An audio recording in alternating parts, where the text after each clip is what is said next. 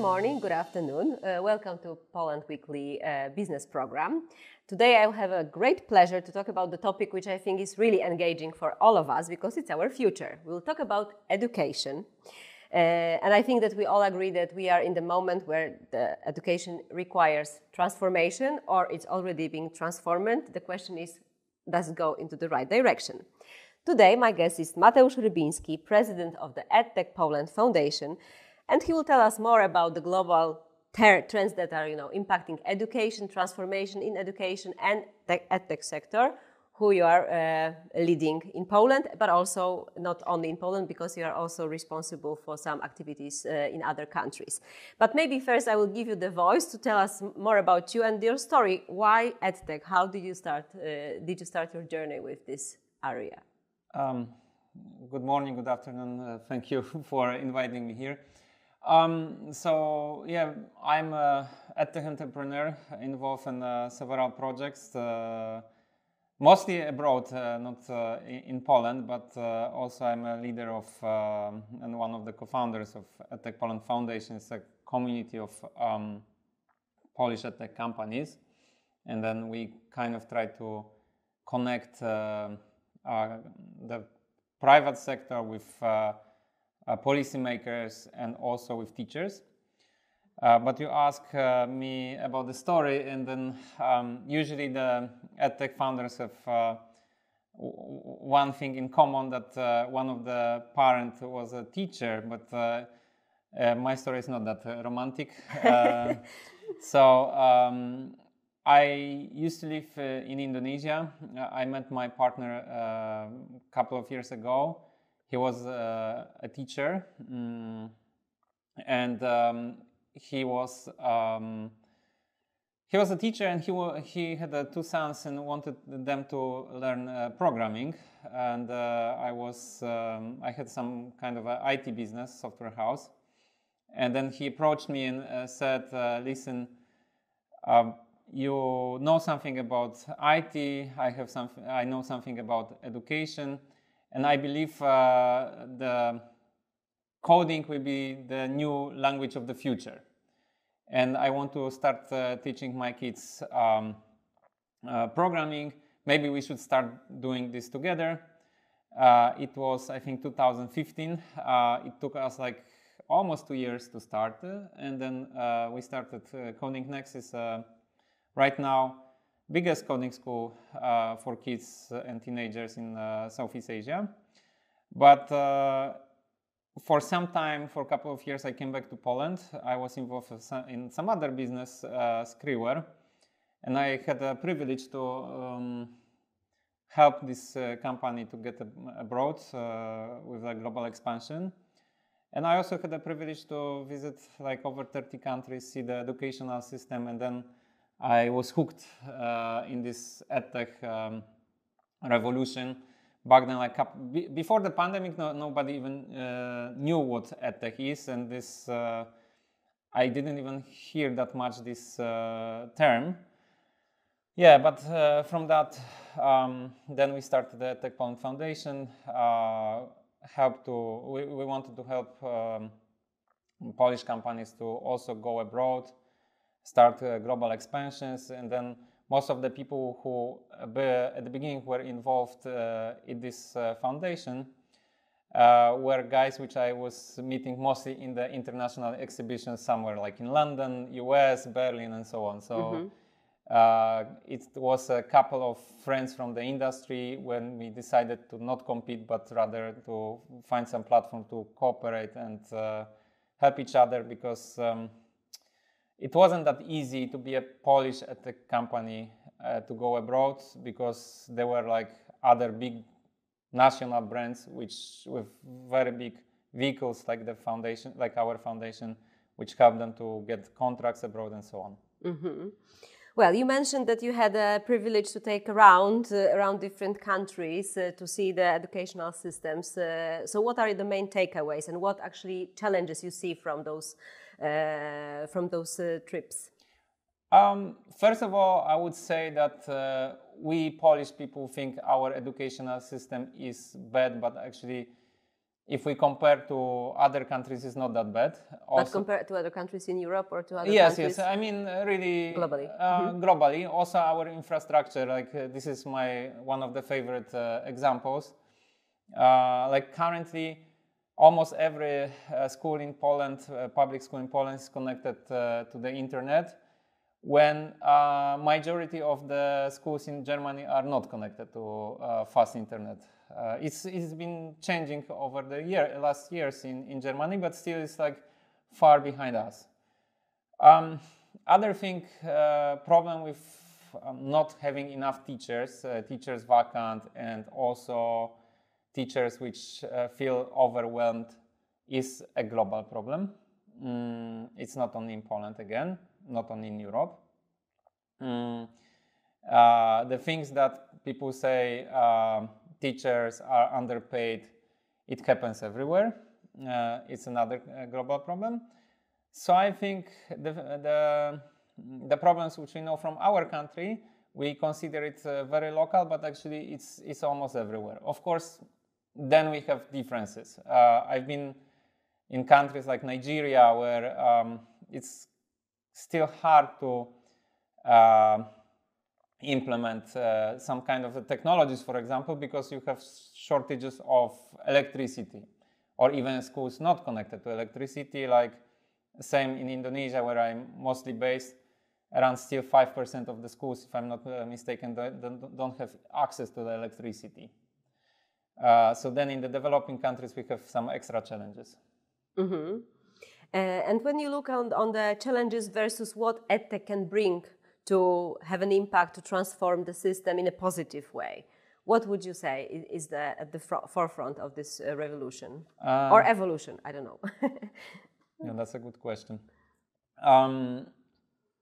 At the beginning, I also say I'm the worst ambassador of EdTech, because I think the main challenge for us is not if we use technology or not, but rather we should start from changing the methodologies of how we teach.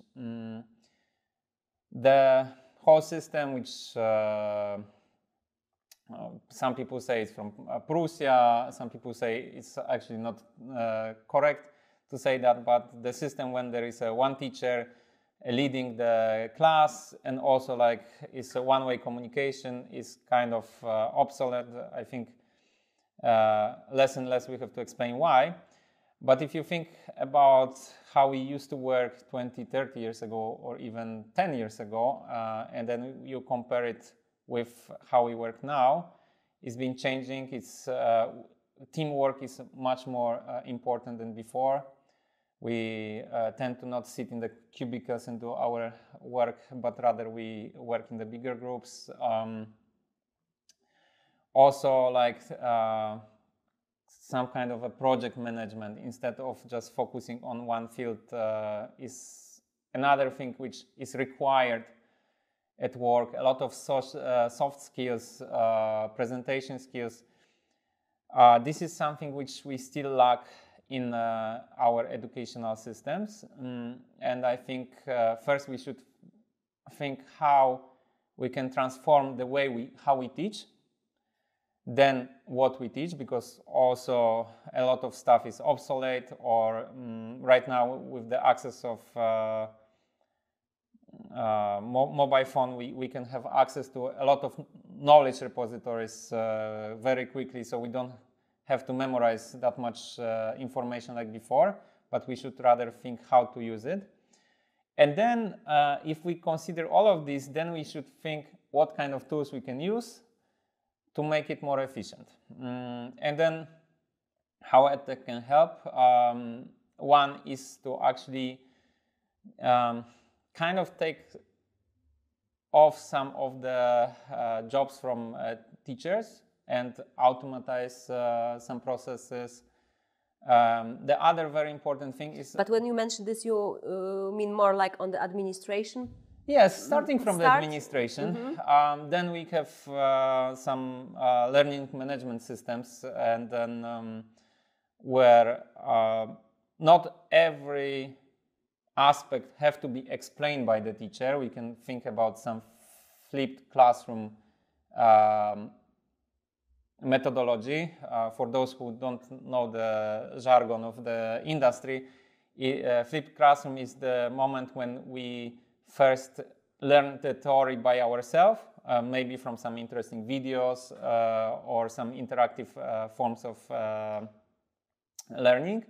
And then the teacher is rather like a mentor who help us to understand and practice and develop also our curiosity about the subject. So mentor and moderator. Yes, instead of just throwing the information to the students.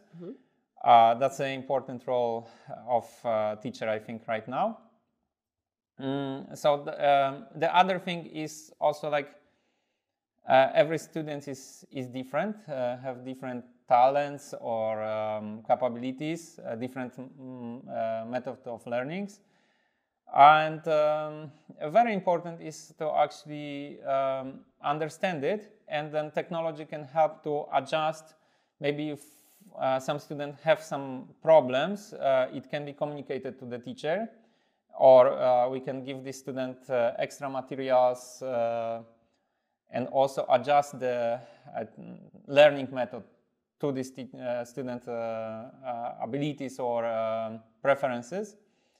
On the other hand, also those students which are far better or like more curious about some subject, we can give them some extra tasks, and the technology again can help teacher to actually make this more learning learning path for the students more individual. Yeah, because obviously, you know, when you have at least 25 pupils in the room, it's just impossible to be very individual, yes? But then thanks to some tools, you can be more flexible.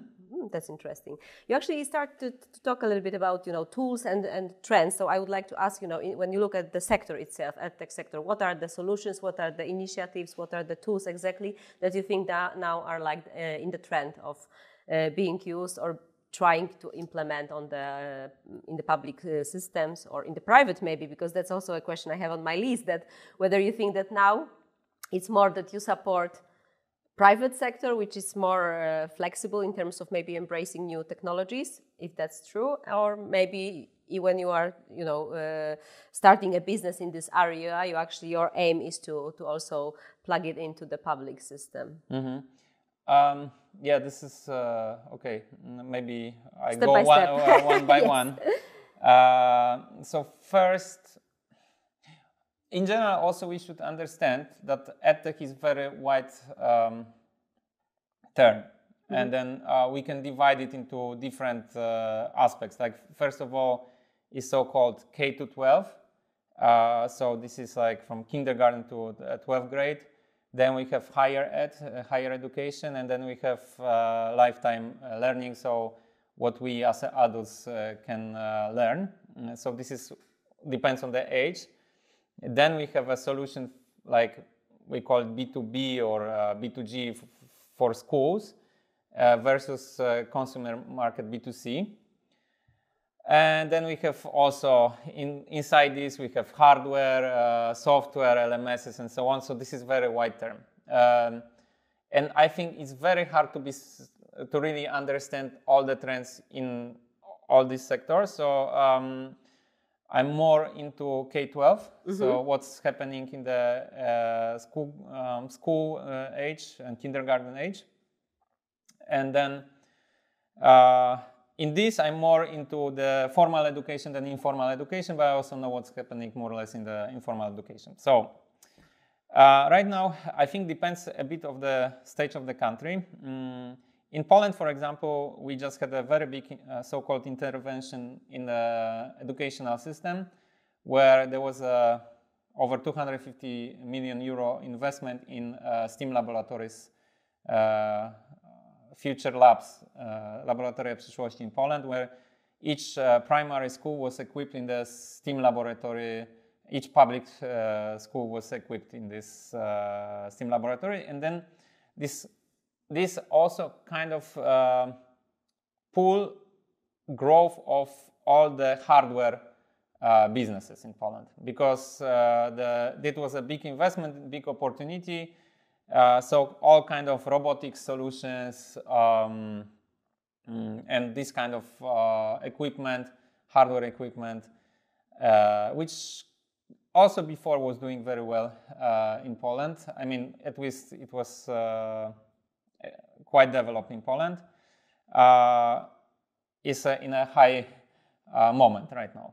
But sometime before I spoke with, for example, Danish EdTech industry leader, and he said, yeah, we had this kind of intervention a few years ago. So we have equipment, but then the teachers don't know what to do with this. That's a problem. So they more invest in the content and, okay, so we have some base, but again, what we should teach and how we should teach. This is the next question they ask. Kind of opposite to what I said before, what we should do, but sometimes it's like this. I think the talking about the trends, one is switching to STEAM education. This is very big, but it's been going on for a few years. And right now we also I feel have some kind of a saturation on this market. The very big thing is the whole thing for teachers to help them with the administrative task, to make it automative, also with some kind of assessments, automation. And then, at least since ChatGPT started being popular, also everything we try to equip with some AI component. And I don't think right now it's a big thing in the market, but everybody's talking about this, and then in the future for sure there will be a lot of AI solutions, which will tend again, I think, to helping to cope with the problem of lack of teachers, or also lack of educated teachers in the technologies, and also make whole education more individual, like what I said before. Mm-hmm. And then last part of this question about public and private sector. I think in Europe, in general, private education is not big enough to develop big solution only for a private sector. It's rather opposite than, for example, when I was in Indonesia, where there is hundreds of, in Jakarta only, there are hundreds of private schools, and in general, Asia is driven by the private education. Then you can have a solution focus on that market. But then again, there are big differences in the how rich these schools are and what is the purchasing power from them. So here, people rather focus on public education, but this is kind of difficult to build a sustainable business model, because it's based on projects and interventions.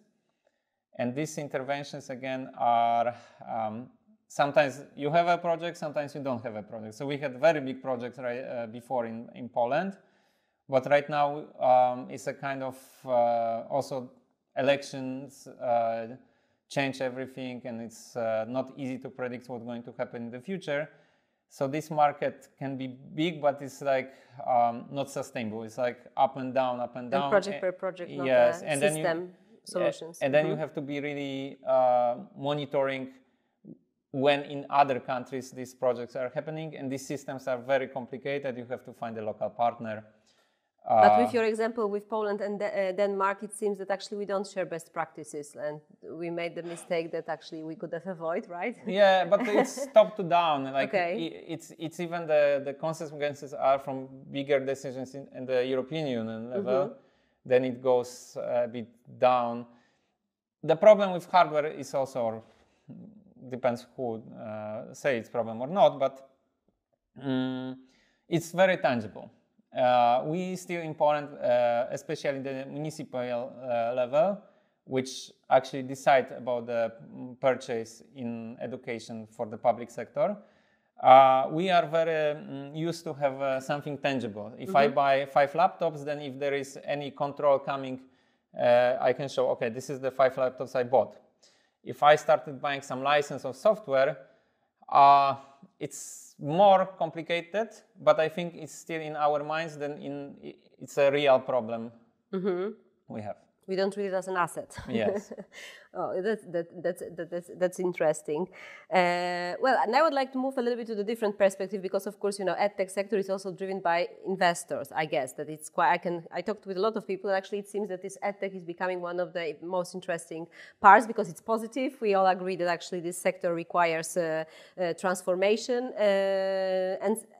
Of course, from the beginning, especially embracing technology is important even for the future of our kids. From what you said, actually, it's very also important to teach teachers, so educating teachers actually, because that's something new we have to take into the account. But I would like to ask about this attractiveness for investors, because you said that you are, circulating around Europe and other markets, so you have a contact with many investors on the fair trades, on the business sector meetings. So what's your feeling on that? Okay, I feel before COVID, it was not anything in the radar of the investors. It was very difficult, to explain that you can actually earn some money on education, especially if you do something for formal education. Then the COVID came and there was a big hype. Then COVID finished, and then we experienced some kind of downfall, and then I think there were also big, the whole investment, the VC investment had this kind of over-investing, cheap money problem and very high valuations, and then right now we see the consequences of over-hyping some kind of projects. Like the biggest project you probably could hear was a Baiju in India, which had enormous valuation, but based on very unsustainable business model. And then in general in India, I know a few examples like that. And also based on some kind of unethical behaviors, I would say. So then the EdTech was again not very interesting for investors. And right now, I think the situation is getting more normal. And then in general, the whole investment mood started be more in favor for the startups which focus on sustainable business model, not very high scale in the very short time. And those who are able to build this kind of sustainable business model, I think they can have access to the capital. So yeah, I think in general, from not being totally recognized before a pandemic, then there was a hype, and now it's like kind of a normalized situation when the EdTech is one of the things which investors consider. I don't think it's like very hot topic right now, as long as it's not AI revolution. But at least investors started understanding that there is a need for change, and also there is a lot of new investment coming, especially in Europe with the recovery fund. Many countries in Europe right now are planning to do some kind of interventions similar to what we had in Europe and then in Poland. And also that's very interesting because we did it, was like one of the first, and then for some countries we are kind of a role model right now in Poland for this STEAM laboratories investments. But did we actually make another step and really made something about, equipping teachers with the skills to be able to use those assets, or what's the? I think we are right now. The good thing, the private sector, which try to sell those equipments, they kind of feel also, and then that was our recommendation in the foundation to actually, even if it's not required, give some training. But yeah, it's a lot of work to do, to be honest, and it's not nothing we can change within even a year, but it requires a lot of some kind of systematic changes as well. Because, for example, we still in Poland don't have a proper coordinator of technology in some regions. So sometimes teachers don't know, and there is not a proper coordination of the usage, of supporting the teachers. The other thing is... this is part of those recommendations you made for the new government, yes, right? Yes, that's true. This is a very big thing. Like, for example, in the US, each school or district, which is like a powiat in Poland, have this kind of coordinator, and I think it's very important, a good practice. But the other thing is also, do we really incentivize teachers to actually use technology? And is it really efficient for them or not? And this requires really a lot of systematic changes. Sometimes, doing a pilot and before you enter the whole market is probably a good solution to but the problem with pilots is, I would say there are a couple of percentage of schools and teachers which are, let's say, above average in the willingness to do that. They are really curious about the equipment. They spend their own time to actually learn about it. And then you can say the pilot works well, everybody's happy. But then you have the big enrollment of these technologies at schools. And then you have people with different mindset, with different willingness, with different time they can spend on this, and then it's becoming a challenge. And I don't want to, because it's a lot of like also a lot of people say, oh, this teacher is bad, they don't want to change. But I think it's not only this, it's also like kind of the whole really systematic change of the approach and trying to also understand their point of view. And we started with the recommendations. Are there any others that you pass to the new government? Yes, we pass our recommendations, and then of course the teachers training is very important, and also maybe a bit wider, how to say, communication between teachers, government, and also private sector, I would say, and trying to find the way, and not always looking at abroad what's worked there or not, but also trying to understand the local context. But I really recommend to visit our website, and then there are EdTech Poland Foundation website, and then you can find our recommendations which we passed, and we also do sometimes reports, and we try to measure all those changes and give some recommendations.